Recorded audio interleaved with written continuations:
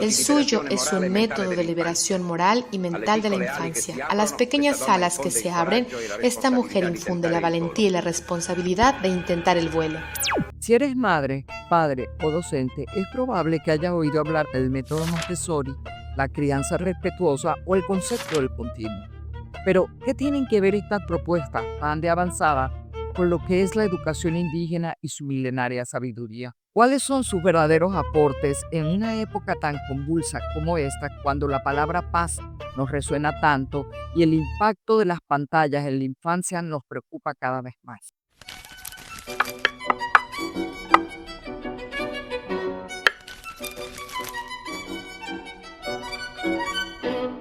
Todo esto me vino a la cabeza cuando fui invitada a presentar uno de mis cuentos infantiles al 10º Congreso Montessori virtual dedicado a infancia y espiritualidad. Hablar de estos temas no es tarea fácil, sobre todo porque tendemos a asociar lo espiritual con la enseñanza religiosa. Pero María Montessori entendía la espiritualidad como una parte esencial de la condición humana, como la conciencia que el ser humano tiene en lo más profundo de sí mismo, de su unidad con el cosmos, con la naturaleza y de su responsabilidad con el entorno. Atender a esa conciencia es lo que ella llamó educación cósmica.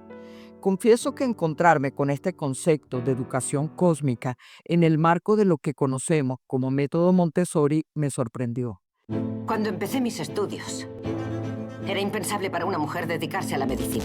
Pero más me sorprendió como antropóloga saber que María Montessori había estudiado filosofía y antropología y que durante más de 10 años impartió clases de antropología en un instituto pedagógico y posteriormente en la Facultad de Ciencias de la Universidad de Roma.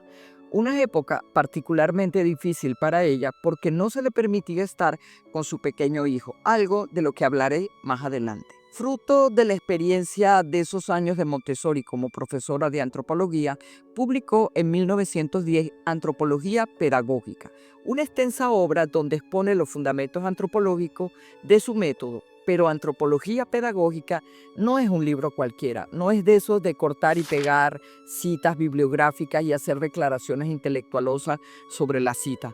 Es un libro que nace del trabajo en el terreno, estando ella inmersa, comprometida con su objeto de estudio, así como del cotidiano ejercicio de sistematizar, de tomar notas de lo observado y experimentado. Esto se evidencia en las más de 120 imágenes que ilustra el libro, entre ellas fotografías, cuadros de datos y estadística, así como algunas de las conclusiones a las que llega en esa obra, entre las que ella señala lo siguiente: sin duda alguna, en el pasado fuimos los opresores inconscientes de esta nueva semilla que brota pura y cargada de energía. Nos hemos impuesto a esa semilla sin reconocer sus necesidades espirituales. Y después volvemos a cometer el mismo error ante el joven o la muchacha, cuando aún aferrados a la creencia de que no puede aprender nada sin nuestra ayuda, lo abarrotamos de contenido intelectual, lo clavamos en las bancas de la escuela para que no se pueda mover. Hacemos todos los esfuerzos para sacar de raíz sus efectos morales, aplastamos o rompemos sus deseos, seguros en nuestra creencia de que así estamos actuando en su máximo beneficio. Y a esto lo llamamos educación. Como vemos, la educación formal, esa que se imparte en la mayoría de las escuelas y liceos públicos y privados de medio mundo, ha cambiado muy poco en los últimos 200 años. Y a pesar de haberse demostrado hasta la saciedad sus carencias y fallas, este modelo sigue vigente y lo más triste es que se sigue imponiendo a las sociedades indígenas como muestra de progreso. Vayamos a la Italia del siglo XIX, cuando en 1870 nace María Tecla Artemisia como la diosa griega en medio de una familia tradicional y que vino al mundo en una época cuando a las mujeres no se les permitía ir a la universidad, ni votar, ni trabajar fuera del hogar, ni administrar dinero, entre otras cosas. A pesar de esto, María creció en un ambiente estimulante intelectualmente, pues su madre, Renilde Stoppani, era una mujer culta que amaba la lectura y su padre, un administrador con formación militar, ambos comprometidos con el proceso de reunificación italiana, al igual que su tío Antonio Stoppani, un geólogo y paleontólogo, profesor universitario que al parecer tuvo una gran influencia en María y que al igual que ella fue un reconocido divulgador del conocimiento científico. Pero más allá de este estimulante ambiente, María tuvo algo fundamental: el amor y apoyo incondicional de su madre y de su padre, algo que sería clave en su pedagogía, y es lo que yo llamo cadenas de amor, el mismo amor que luego logró mantenerla unido a su hijo y a sus nietas y nietos, quienes siguieron promoviendo su legado hasta el presente. El mismo amor que la hizo sentir una gran compasión por la infancia menos favorecida con la que trabajó. Como muestra de ella, me gustaría citar un escrito que comienza de la siguiente manera: Soy Alexandro Montessori, el orgulloso padre de María Montessori. María era una buena estudiante, así que decidimos mudarnos a Roma cuando ella tenía 5 años para darle todas las ventajas posibles que pudiera alcanzar su máximo potencial. Imagino que a quienes conocen el método Montessori les suena lo de alcanzar su máximo potencial. Sigue su padre. Pasamos momentos maravillosos mientras ella desarrollaba sus habilidades matemáticas, pero cuando más tarde quiso competir con estudiantes varones y entrar en una profesión dominada por hombres, intenté reorientarla, pero era terca, igual que yo, y cedí. María había iniciado sus estudios de ingeniería a los 14 años. Luego estudió biología hasta que se decidió por la medicina. Sin embargo, su padre relata en ese mismo escrito que él se había negado a que María estudiara medicina. Pero con apoyo de su madre, ella consiguió una autorización papal para ingresar a la universidad, lo que a él le resultó tan inaceptable que pasó varios años sin hablar, hasta que gracias a los logros de María como estudiante y a su brillante intervención en un congreso sobre los derechos de las mujeres en Berlín en 1896, ella comenzó a llamar la atención de los medios y de la sociedad ante la Roma de entonces, lo que hizo que su padre cambiara de opinión.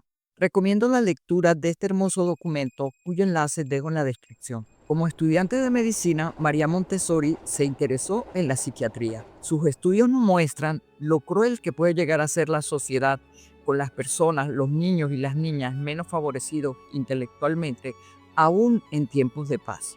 En 1894 inició sus prácticas médicas y en 1896 se graduó con honores. Un año antes había ingresado a la clínica psiquiátrica en Roma, donde trabajó con el doctor Giuseppe Montesanti, con quien tuvo a su único hijo, Mario, el 31 de marzo de 1898.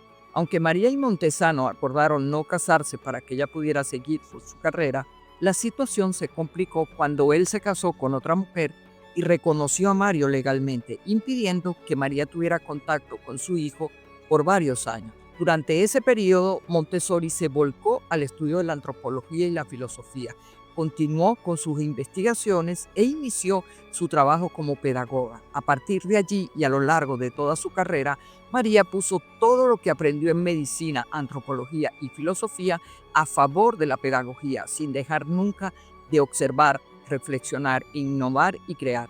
La verdad es que leyendo su biografía, uno evidencia que Montessori fue una verdadera científica durante toda su vida, así como una activista comprometida con el cambio social a favor de los derechos de la mujer y de la infancia.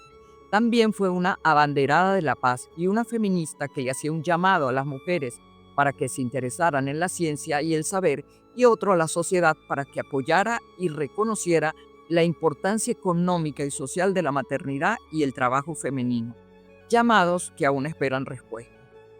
María logró renovar el contacto con su hijo, quien a los 7 años había sido enviado a estudiar a un internado cerca de Florencia. En una de sus visitas, cuando Mario tenía alrededor de 15 años, él mismo le confesó que sabía que ella era su madre.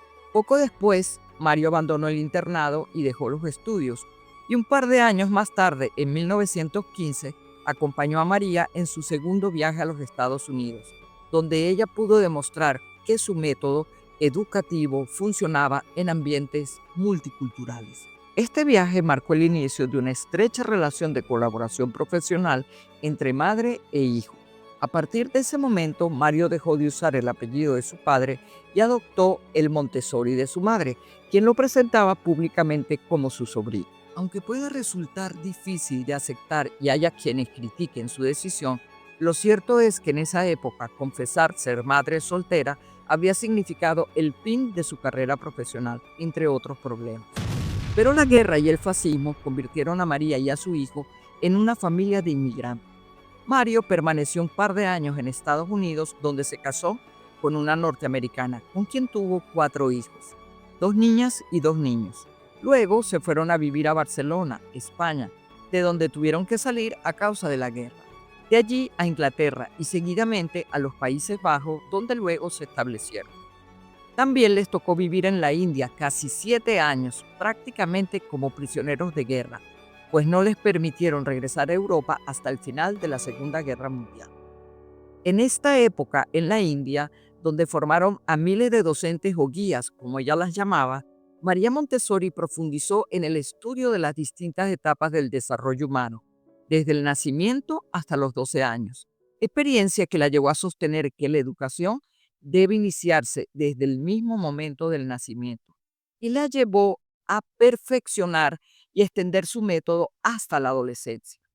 Ella decía, mi visión del futuro no es la de un grupo de personas rindiendo exámenes y tratando de lograr certificados desde la escuela hasta la universidad, sino la de individuos pasando de una etapa de independencia a otra mayor por medio de su propia actividad y a través de su propio esfuerzo, que constituye la verdadera evolución interna del ser humano.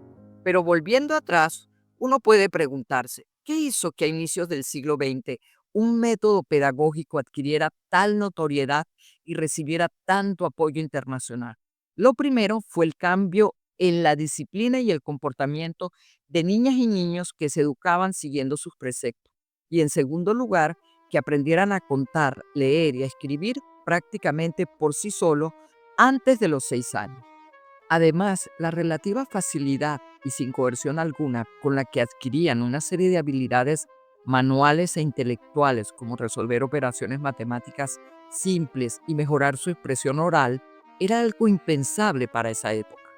Que Montessori demostrara científicamente que las matemáticas y la lectoescritura son parte de un proceso natural adaptativo impactó enormemente, conmocionó al mundo y por supuesto todo el mundo quería conocerla, desde la reina Victoria hasta Tomás Alva Edison, también Mahatma Gandhi y el presidente de los Estados Unidos, entre otras personalidades. Y es que saber leer y escribir siempre ha sido un reto para la humanidad. Y a inicios del siglo XX, lograrlo significaba para muchas personas no solo la posibilidad de adquirir más conocimientos y una fuente de disfrute, sino una oportunidad de mejorar sus condiciones de vida y a veces hasta la diferencia entre la vida y la muerte. La verdad es que hablar de la vida y obras de María y Mario Montessori podría llevarnos horas y horas. En mi caso, reencontrarme con Montessori y conocer la obra de Jane Layloff me ha permitido revalorizar lo que he aprendido con los indígenas, como madre, como antropóloga y como docente. Sus estudios demuestran científicamente lo acertada y eficaz que ha resultado durante milenios la educación indígena. Una educación basada en aprender de una manera armoniosa a producir, a crear y recrear todo lo necesario para estar bien alimentado y tener una vida sana y satisfactoria. Una educación orientada, tal como ambas autoras proponen, a seguir los procesos naturales que rigen el crecimiento y desarrollo humano, consciente de sus potencialidades y respetando la libertad y dignidad humana desde la más temprana infancia, como ha ocurrido desde nuestros remotos orígenes. Lo que Layloff describe como el continuum y sobre lo que Montessori comenta lo siguiente: el respeto a su libertad consiste en ayudarles en los esfuerzos que realizan para crecer, no separar las diferentes fases de la vida porque es absurdo. Es el mismo concepto del continuum que plantea Jane Layloff al estudiar la crianza y educación del pueblo yecuano. Pero, ¿quién fue Jane Layloff y por qué se dedicó a estudiar el sistema de crianza del pueblo yecuana? Jane, al igual que Montessori, fue un espíritu libre, pero más aventurera. Nació en Nueva York en 1929 y en 1951, después de unos meses en Europa trabajando como modelo, viajó hasta el Amazonas venezolano en compañía de unos aristócratas italianos que buscaban diamantes. No sé si encontraron diamantes, pero lo cierto es que ella quedó cautivada por la selva y por su gente. Ese mismo año, en diciembre de 1951, la UNESCO invitó a Montessori a enviar un mensaje con motivo del tercer aniversario de la Declaración Universal de los Derechos Humanos. Fue entonces cuando ella escribió un maravilloso y aleccionador texto que tituló El Ciudadano Olvidado, refiriéndose a la infancia, en el que hace un llamado urgente a reorientarnos espiritualmente en medio de una creciente economía competitiva y consumista. Por su parte, Jane, cautivada con la armonía y tranquilidad que vio que reinaban en las comunidades que visitó entonces, quiso saber cómo lo lograba. Algo parecido me sucedió a mí cuando, invitada por una organización indígena, viajé por primera vez al Amazonas con mi hijo, que apenas tenía 3 años, y quedé impresionada con el comportamiento de jóvenes, niñas y niños. No presencié un solo berrinche. La verdad es que he pasado años buscando respuestas. Me he preguntado 1 y 1000 veces cuál es el secreto para lograr que se porten tan bien, sean tan tranquilos, disciplinados, obedientes, seguros y colaborativos. Mi impresión no ha cambiado mucho a lo largo de los años y he conseguido algunas respuestas, pero las válidas y contundentes me las han dado la obra de Leilof y de Montessori. Jane volvió al Amazonas venezolano en varias oportunidades, permaneciendo meses entre los Yecuana y los Anema Yanomami, compartiendo con ellos y recogiendo información sobre su modo de vida y su manera de relacionarse. En total fueron unos 2 años y medio de convivencia.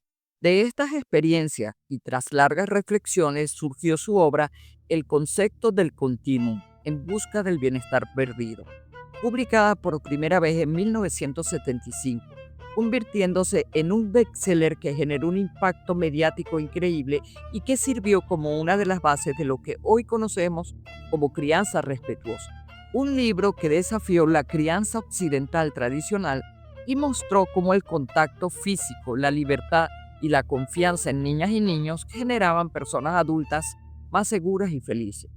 Por supuesto, hay muchas investigaciones antropológicas, libros, artículos y películas sobre crianzas en otros pueblos y sociedades indígenas, pero la mayoría está dirigida al mundo académico, no al común de la gente y menos a quienes tienen dudas sobre cómo criar a sus hijos e hijas. El haber aclarado de una forma tan cercana y tan bien escrita cuáles eran esos secretos que yo buscaba ha sido la clave del éxito de su obra. Según Jane Leilof, el concepto del continuum es la idea de que para alcanzar un desarrollo físico, mental y emocional óptimo y convertirnos en personas adultas, afectivas y funcionales socialmente hablando, tal como lo plantea Montessori, es necesario criar y educar a las nuevas generaciones siguiendo lo que hemos aprendido a lo largo de nuestro proceso evolutivo, como una especie más de las que comparten la vida en este planeta. Para que tengamos una idea más clara de lo que eso significa, Montessori decía algo así: el niño no necesita otra cosa más que se le respete su ritmo natural evolutivo como ser humano que es. No existe sistema educativo que le enseñe al niño o a una niña a caminar antes de tiempo. Aquí es la naturaleza misma la que manda y hay que obedecerla. Lo mismo ocurre con el habla. Para los pueblos indígenas, así como para María Montessori, la vida es movimiento. Ella afirmaba que la libertad es actividad y la actividad es la base de la vida. Aceptar la actividad constante como lo natural, lo propio de la vida humana, es lo necesario durante la gestación, el parto activo y los primeros meses de vida. Leilof expresa bellamente este principio cuando describe lo que ella llama la fase en brazos, que coincidiría con lo que Montessori llama la mente absorbente, y lo hace de la siguiente manera.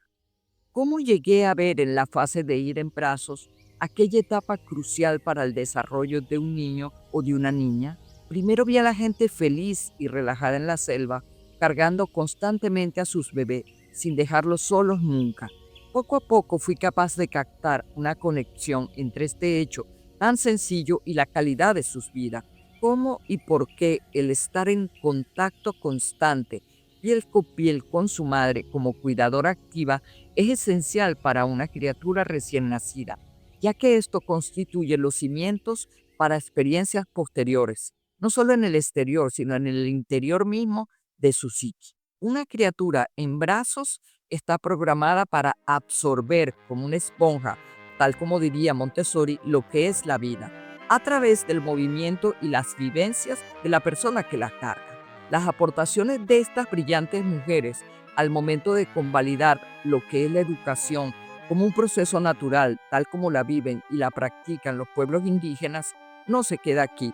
Realmente constituyen una fuente inagotable de sabiduría e inspiración. En palabras de Montessori, la naturaleza hace de la libertad una norma de vida, la elección entre ser libres o morir. Hoy la naturaleza nos brinda una herramienta para interpretar nuestra vida en sociedad mediante la observación de niñas y niños que son el espejo de la realidad. La independencia no se presenta como algo estático, sino como un trabajo infatigable en la lucha permanente por conquistar la libertad, la fortaleza y la perfección. Espero que las y los docentes indígenas a quienes dedico este video, su contenido les ayude a reflexionar sobre su práctica profesional y sobre todo que piensen, que reflexionen sobre el efecto que tienen las pantallas en sus hijas, hijos, en su comunidad y en lo que es su forma de vida tradicional. Muchas gracias. Les espero en el próximo video.